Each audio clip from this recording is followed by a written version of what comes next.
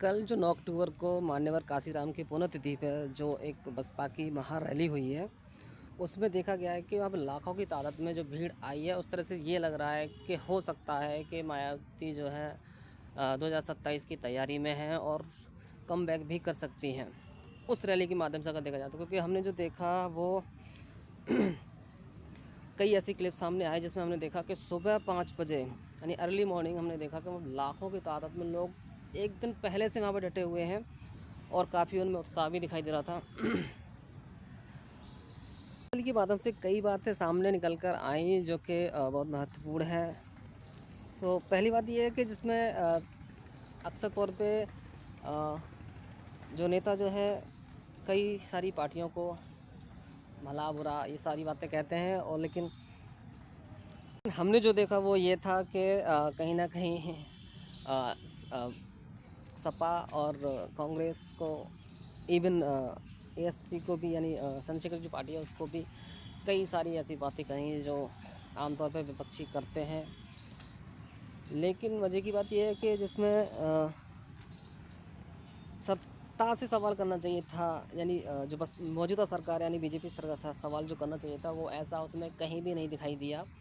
ज़रा सा एक दो छोटी-मोटी बातें कही होंगी, लेकिन उसको भी पूरी तरह से ये देखा जा रहा है कि कुछ नहीं है, सवाल तो सत्ता से होने चाहिए थे, जबकि ऐसा नहीं। तो क्या कई लोग जानकार लोगों ने बोला कि क्या ये बीजेपी को फ़ायदा पहुंचाने के लिए रैली की गई है? क्या ये जो महारैली हुई है वो सिर्फ बसपा की है?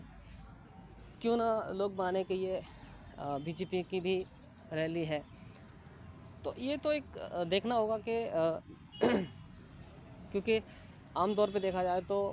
अगर इसको समीकरण को भी समझें, वोट बैंकिंग समीकरण को समझें, तो कोर वोटर बसपा के साथ जो है वो,